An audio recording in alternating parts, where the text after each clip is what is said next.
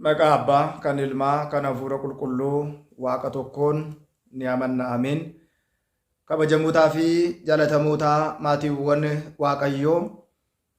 Waaqayyoon kan jaalattan Waaqayyoo isinin kan jaalatu hundumti keessan akkam jirtu, akkam yoo nageessanii akkamiin turtanii.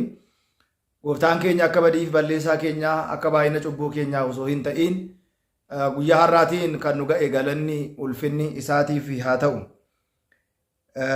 Waaqni hin qoratamne fooniitiin mul'ate የማይገለጥ አምላክ በስጋ ተገለጠ ይላል። ወንጌል ቁልቁልቸ ሉቃስ በቆና ለመለኮፍሳ ደግደሚ ቶኮ ጉባኤ ረት ዱቢ ጅሩ ከውምሰ ጎዳቹዳኒ ጉፍታን ኬኛ ኡማን ኬኛ ኢየሱስ ክርስቶስ ማሊፍ ደቅነ ቀበተ ዮከንሞ አመጂኒ ጉያንጃ ወጋ ወጋቲን ግዝረት ዮከንሞ ደቅነ ቀባ ጀደሜቱ ቤከም Egaa akkuma beekamu gooftaan keenya qorichi keenya Iyyasuus Kiristoos gara addunyaa kanaa dhufe foon ilma namaa erga uffate erga nama ta'etiin booda hojii ilmi namaa hojjetu hojii ilma namaa irraa eegamu hunduma hojjechuun isaanii beekama jechaadha.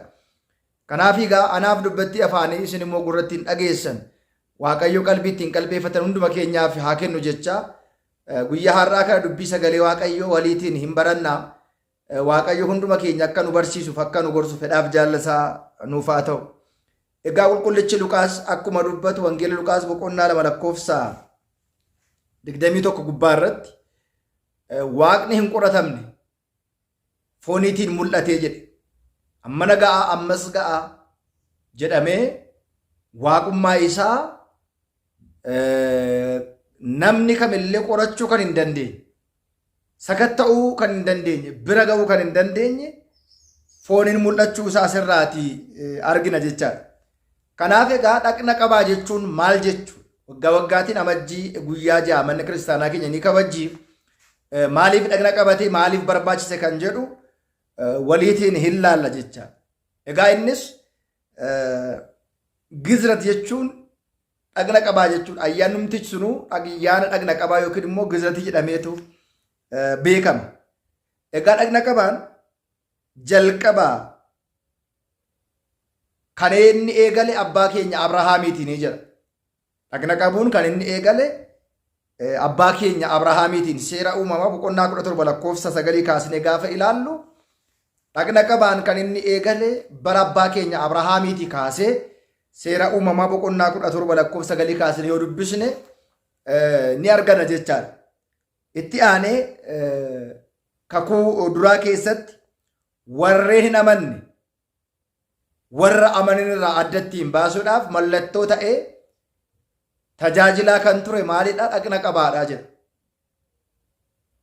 Dhaqna qabaatu warra amane warra hin amanne irraa adda baasanii kan ittiin beekaman mallattoon isaanii amantootaa fi amantoota hin taane warra amananiif warra hin amanne warra kan ta'u dhaqna qabaa yookiin immoo ahizaabonni kan ittiin adda ba'an dhaqna qabaa kanaatiin jechaadha. Warreen amanan dhaqna qabataniiti kiristaanummaan isaanii kiristaana jedhamee dubbatamuuf danda'ama jechaadha.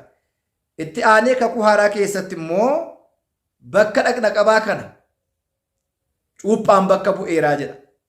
Maarree kakuu haaraa keessatti dhaqna qabaan mallattoo amantootaa warreen amananii yoo ta'u kakuu haaraa keessatti immoo amanuu isaaniitiif Kiristoos cuuphaa erga hundeesseeti maaliif dhaqna qabaan isaa kun immoo barbaachise kan jedhu waliitiin hin laalla jechaadha. Maarree gooftaan keenya qorichi keenya Iyyasuus Kiristoos seera ooritii kana diiguu hin dhufne yookiin immoo seera kakuu duraa diiguu hin dhufne jabeessuun dhufe malee akkuma jedhe wangeela Maatewos boqonnaa 3 irratti gaafa ilaallu giiftii keenya qulqulleetti dubroo Maariyaam irraatii dhalatee guyyaa 8ffaasaatti akka seera ooritiitti mana qulqullummaa gizrati yookiin immoo dhaqna qabaatii fi deemeeraa jedha. Dhalatee amma yeroo baay'ee seera kanarraatii ka'uudhaan abbooliin keenya akkuma nu barsiisan daa'imti tokko dhalatee guyyaa 7ffaatti dhaqna qabachuu akka qabu fakkeenya guddaa ta'e har'as manni kiristaanaa keenya hojii kanatti fayyadamtee seera kanatti fayyadamtee seera gooftaa keenyaatti fayyadamtee har'as mallattoo amantootaa fi warra hin amanne otoo hin ta'in dhiirri tokko dhagna qabachuu akka inni qabu guyyaa 8tti akka inni dhagna qabatu manni kiristaanaa kanarraa qabdeetu barsiisti jecha. Hafuurri qulqulluu waan argameef dhiiga isaa hin dhangalaasu hin lolaasu. Waaqa ilma jaalalaa teessoo isaarraa harkisee bu'ee foon maaramii uffatee ji'a 9tiif guyyaa 5 garaa ishee keessa addunyaa taasisee keessa jiraate erga tureetiin booda mudda guyyaa 29 bara wangeelota sadanii Maatiyos, Maarqos, Luqaasii fi mudda 28 immoo bara qulqullicha Yohaannis dhalatee guyyaa 80ffaa isaatti seera ooritii kana raawwachuudhaaf dhagna qabatee jedha. Egaa inni akkuma beekamu asirratti yaada inni kaasu kakuu moofaatii hojjetamaa kan ture amantoota warra hin amannerraa adda baasuuf kan ittiin hojjetamaa ture. Kakuu haaraa keessatti immoo wangeela Maatiyos boqonnaa 5:17 gubbaa irratti seerotaa fi raajota diiguu hin dhufne raawwachuun dhufisa jedhu sana immoo jabeessuutii fi bakka cuuphaa kakuu haaraatti bakka dhagna qabaa kakuu haaraatti dhagna qabaa erga bakka buuseen booda immoo seerota kakuu moofaa keessa jiran immoo akka hin diigne akka jajjabeesse argisiisuudhaaf cuuphaa kana dhagna qabaa kana raawwachuu isaa bal'inaatiin fakkeenya guddaa ta'eera jechaadha. Erga dhalatee guyyaa 40ffaa isaatti gara mana qulqullummaa deemee galee seera ooritii jabeessuu raawwachuu fakkeenya guddaa jiraataa kan ta'e bakka bu'uusaa ooritii diiguudhaaf dhufuu dhiisuu isaa yookiin immoo akka hin dhufne ooritii diiguudhaaf akka hin dhufne ragaa ta'uudhaaf kana raawwateera jedha. Egaa dhagna qabaan Ayhudoonni ilma Abrahaam ta'uu isaanii mirkaneessituu yookiin immoo marragaagajaa kan ta'u mallattoodha jedha. Ayhudoonni yeroo cuuphaman ijoollee Abrahaam ta'uu isaaniitiif kan itti raggaasifamu chaappaa ta'uusaa asirratti hubachuun barbaachisaa ta'a. Inni biraan seeraatiin sirnaan kan gaggeeffaman ta'uu isaanii waaqa tokko amanuu isaanii kan itti ibsedha. Ayhudoonni dhagna qabaatiin mucummaa Abrahaamiin isaa mucummaa ijoollee Abrahaam ta'uu isaanii kan itti mirkanaa'u, kiristaanonni immoo cuuphaadhaan mucummaa Sillaasee fudhachuun isaanii kan itti raggaasifamu waan ta'eetiifi jedha. Hundumtuu kan ta'u dhagna qabaan cuuphaan fakkeenya kanaan ta'uu isaa nu hubachiisa. Kakuu haaraa keessatti immoo cuuphaan malee dhagna qabamuu dhiisuun hin fayyadu jedha. Kakuu haaraa keessatti dhagna qabaan eeyyamaan malee dirqamaan akka hin taane ijoollee Abrahaam ulaagaa kana guuttatan malee amantoota ta'uu akka hin dandeenye otoo hin ta'in dirqama otoo hin ta'in fedhaan ta'uusaa nu agarsiisaa jedha. Maarree nuufis manni kiristaanaa Sillaasee irraa fura qulqulluu dhalachuu keenya malee dhagna qabachuu dhiisuun keenya dhaaltuu yookiin immoo mucummaa Sillaasee irraa erga cuuphamne kan nu hin hambisne ta'uusaa dhagna qabachuunis qabachuu dhiisuunis kan hin fayyadne ta'uusaa gooftaan keenya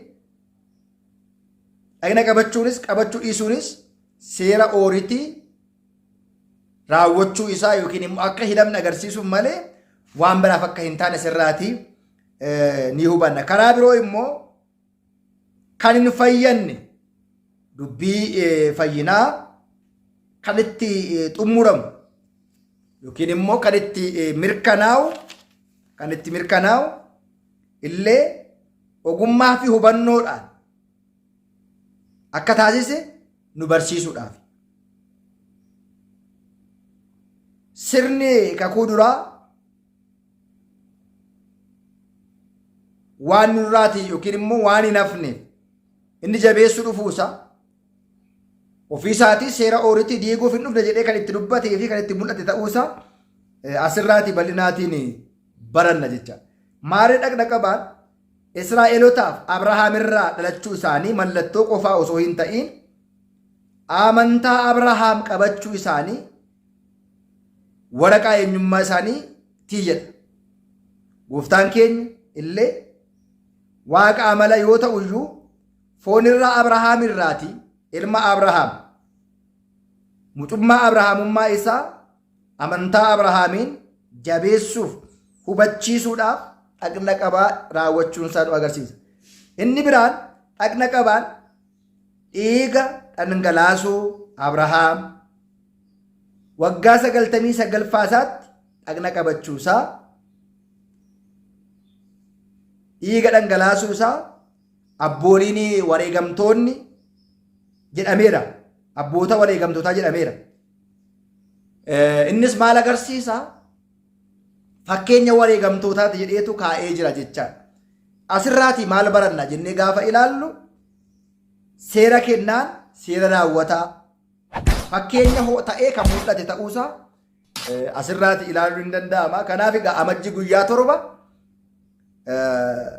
kan dubbifamu sinkisaarii mana kiristaanaa keenyarraas akkuma inni jedhu qulqulleettii dubaroo Maariyamirraa jaarsicha Yoosef daa'imicha dhaqna qabuudhaaf ogeessa barbaadee akka fidu akka itti hime jaarsichi ogeessi sun barbaadamee akka dhufe dubbataa jedha. Ogeessichis daa'imicha dhaqna qabuudhaaf yeroo qophaa'u yaa ogeessa nanaa dhiigni koo otoo hin gandhammiin dhaqna qabuu dandeessaayi jedhee gaafate. Kunis immoo fannifamuu isaa dura dhiigni isaa akka hin gandhammine barsiisuudhaaf. Sababa kanaatiin isa dhaqna qabuudhaaf kan dhufe ogeessichi ilma Waaqayyoo waaqa ta'uusaa amanee sagadeefi. Dhaqna qabuudhaafis kan qophaa'e milaacicha ibidda irratti akka kaa'ametti akka dhadhaa baqee akka inni baqe nutti himamaa jecha. Kan inni qopheesse milaaci sunis akka ibidda irratti waan kaa'ametti baquusaa agarsiisa. Itti aanee Kiristoos sanyiidhaaf sababa otoo hin ta'in akka inni ulfaa'e yookiin immoo yaala abbaat ka'ennaati isa jennu sana. Abbaa malee haadharraa kan jennu sana agarsiisuudhaafis fakkeenya guddaa ta'ee guyyaan kun guyyaa dhaqna qabaa jedhameetu kaa'amee jira. Egaa manni kiristaanaa keenya isa kana bal'inaatiin nu barsiisti jechaadha guyyaa kana. Isa kana egaa wangeela Luqaas boqonnaa 2:21 kaasnee bal'inaatiin yoo dubbisne ni arganna. Barnoota keenya kutaa 59ffaa kanumaatiin xumurraa kan nu barsiise kan nu gorse waaqa abboolii keenyaaf galanni haa ta'u.